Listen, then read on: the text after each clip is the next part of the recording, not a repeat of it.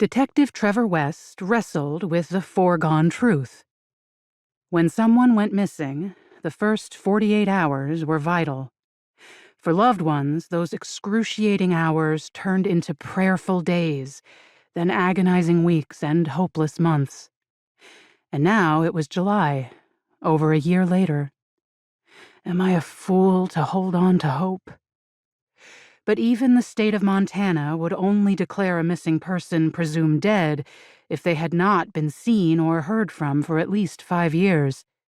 Who was Trevor to argue with that?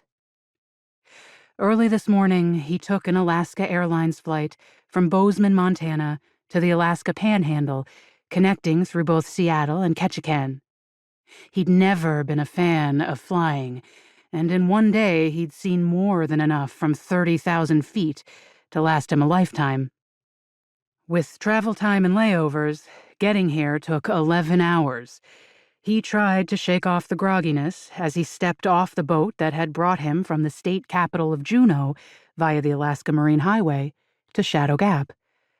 This place was endless snow-capped mountains, surrounded by a temperate rainforest and miles of ocean waterways flowing around 1,000 islands, coves, and bays.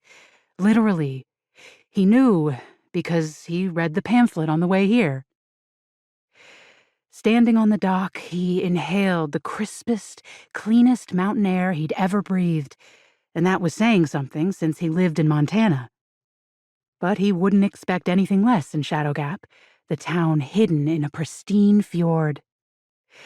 Tugging his jacket tighter, he disembarked with a few other adventurous souls who'd been on the ferry with him, and clomped along the planks toward the end of the dock, in search of one familiar face in particular.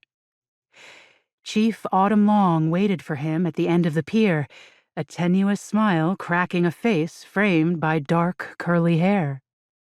He couldn't see her oddly colored eyes until he closed the distance. She shook his hand with a good, strong grip. "Detective West, it's good to see you again."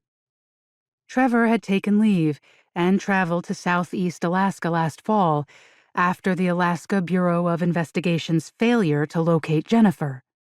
So, given the circumstances, he couldn't really say the same, although the information she gave him 2 days ago had ignited hope. And that scared him to death.